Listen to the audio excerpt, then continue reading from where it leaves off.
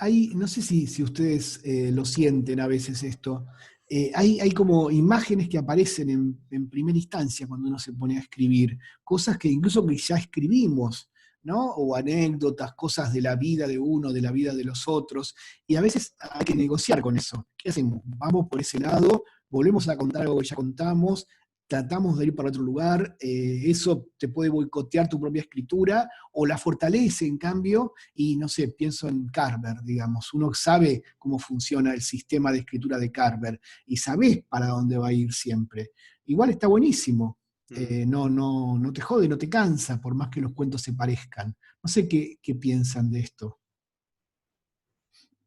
Sí, yo creo que hay como en cuanto a la imagen, que funciona como trampolín o pista de despegue para la escritura, es súper copado por ahí hacer memoria, porque uno tiene como un material con el cual empezar, digamos, ¿no?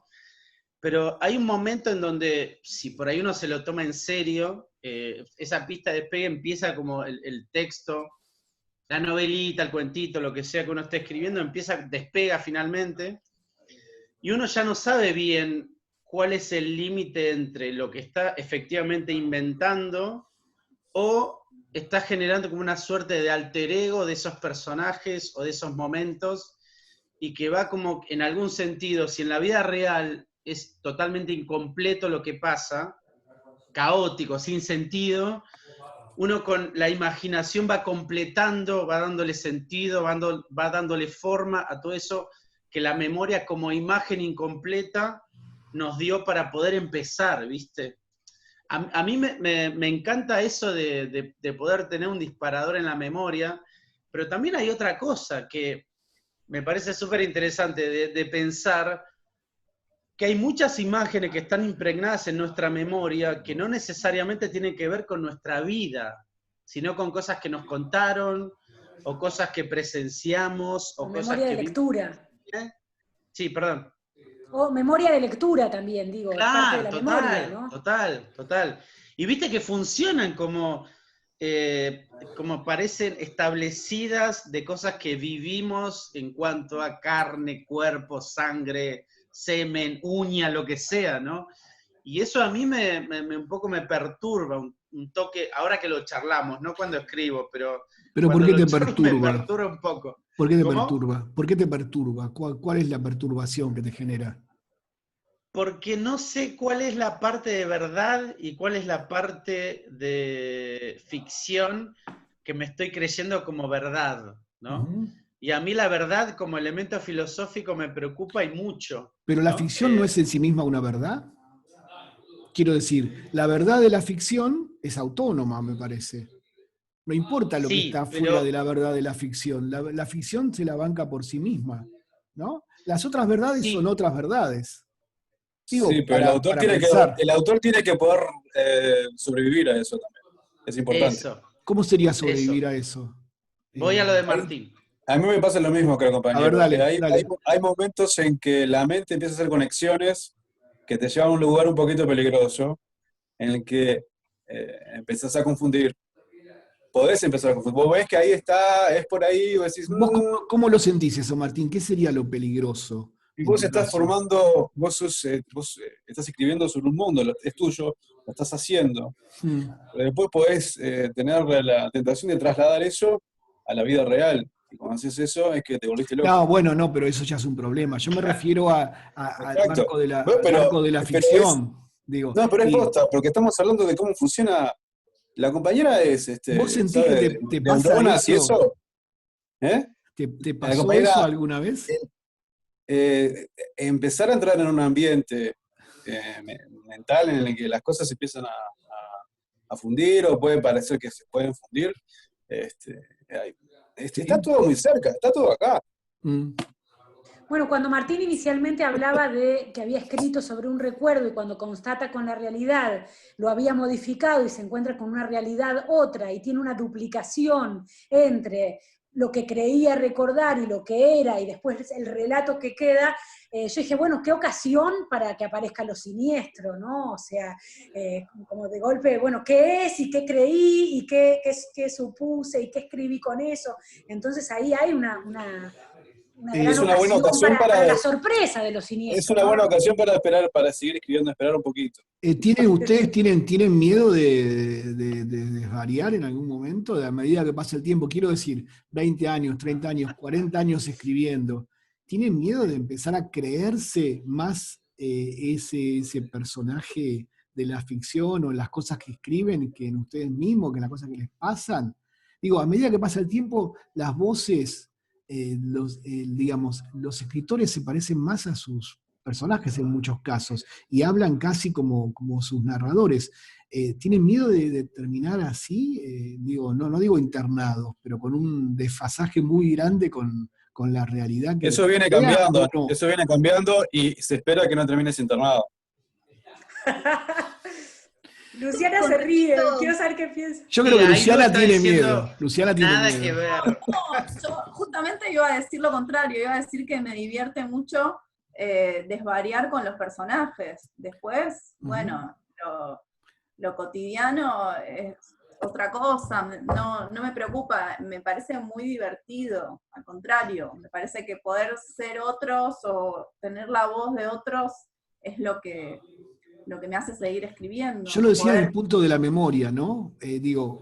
Cuando justamente pensando en lo que decía Martín, esta cosa de estar escarbando tanto en la propia vida y modificándola tanto, a eso me refiero. Una cosa es distinto cuando uno toma esa distancia, como haces vos, digamos, y te estás divirtiendo con esas criaturas que estás creando y no te involucras en lo personal. ¿Qué pasa con los que se involucran en lo personal?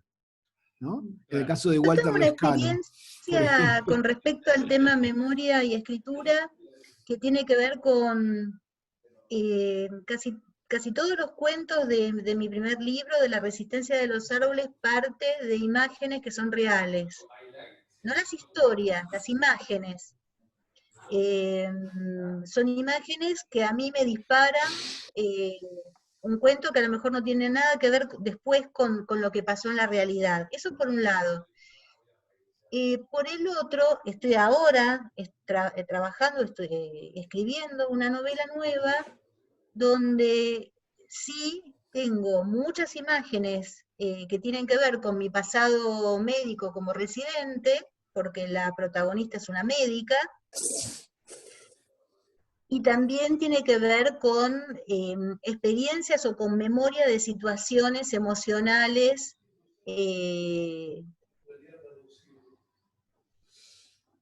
y mi sensación es que yo le estoy prestando a los personajes, tanto al personaje femenino, masculino y a las escenas, le presto recuerdos míos o le presto emociones. Pero yo no estoy ahí, no soy yo. Entonces no hay una confusión en cuanto a si esa es mi vida. No, claramente no es mi vida. Yo puedo prestarle emociones al personaje de médica y le puedo prestar además imágenes que son intransferibles. O sea, qué mejor que las imágenes que yo tengo de hospital para poder relatarlas, pero no obligatoriamente todo lo que va a pasar en esa novela tiene que ver, de hecho no tiene nada que ver conmigo, pero uno todo el tiempo le está prestando imágenes. Es muy probable que yo no pueda escribir sobre imágenes que no están previamente, me parece, en mi cabeza, sean reales, porque las viví, o sean contadas. Entonces, me parece que a mí no me da miedo esta confusión, y como en general, cuando escribo yo tengo la sensación como si fuera una actriz de teatro, en el sentido que uno está jugando personajes, pero vos no sos el personaje, vos estás jugando, estás interpretando, en este caso estás escribiendo, pero de ninguna forma sos, en el sentido completo de la palabra, ese personaje. Entonces, de hecho, en tu primera novela, digamos. Claro, en tu primera novela trabajaste con un narrador masculino, digamos, ¿no? Sí. Me justamente. gusta mucho lo que dice Elida de lo del préstamo de imágenes propias que van hacia la ficción, me parece muy, muy lindo, y me suena también, por ejemplo, yo que escribí una novela sobre una vieja, y mucha gente me pregunta, ¿cómo hiciste para ponerte a pensar en una vieja? Yo pienso que en general no lo digo, pero este es el espacio para decirlo, nada de eso me es ajeno. ¿No? O sea, sí, está bien, es otro personaje con otra problemática, con otra situación, pero al menos se me formula como imagen o como temor o como, no sé, sensorialmente no me es ajeno, para nada.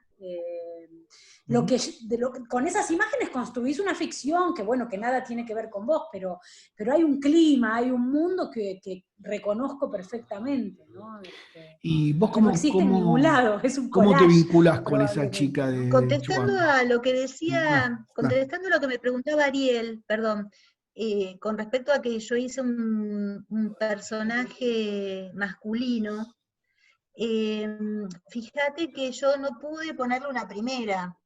Es decir, yo intenté escribirlo en una primera persona y no había forma que pudiera yo hablar desde un varón. Necesité una tercera, y por supuesto que puedo hablar desde un varón a partir de mi experiencia con los varones, o sea, los varones que conozco, los varones de toda mi vida, mi historia, digamos, así como los varones escriben con personajes mujeres.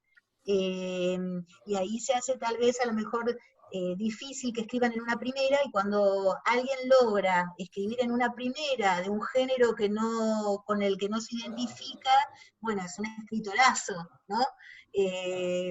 Pero no es imposible. Yo vuelvo a lo mismo, uno escribe, no escribe solo, está como escribe y está todo el universo sentado alrededor, algo así. Está bueno, me gusta eso. Me gusta. Pensaba en Mayral en el año del desierto, justamente, ¿no? Yo justo pensaba en Mayral en Cero Culpa, un cuento que lo escribió con un seudónimo femenino, y lo publicó, y se hizo una persona hizo una monografía, una tesis, algo así de género, hablando del cuento, y cuando se enteró que no era una Claro. mujer la que lo había escrito, sino Mayral, se enojó muchísimo, y Mayral decía, bueno, pero justamente es autónomo, ahí hay algo autónomo, pero como que le rompía toda la tesis a la que había escrito, ¿no? O sea, Claro. Yo te preguntaba, Lu, el vínculo entre vos y eso. esa chica que tanto nos llama la atención, la chica de Chuan, ¿no? Porque por ese nivel, porque se permite un montón de cosas transgresoras, ¿no? Pensar cosas que en otro contexto uno hasta se las reprime muchas veces. No sé qué pensás de eso. Sí, creo que la primera persona me ayudó mucho a, justamente al revés de lo que le pasaba a Elida con su personaje masculino, al tomar la primera persona pude mostrarle, digamos, mostrar muchas cosas sin filtro, digamos, ¿no? Desde casi como entradas de un diario íntimo, en donde no importaba lo correcto o lo que, digamos, lo particular, me parece, de esa chica, es que piensa cosas políticamente incorrectas un poco, ¿no? Pero me pasó eso, la primera persona me ayudó un montón, fue como muy liberadora.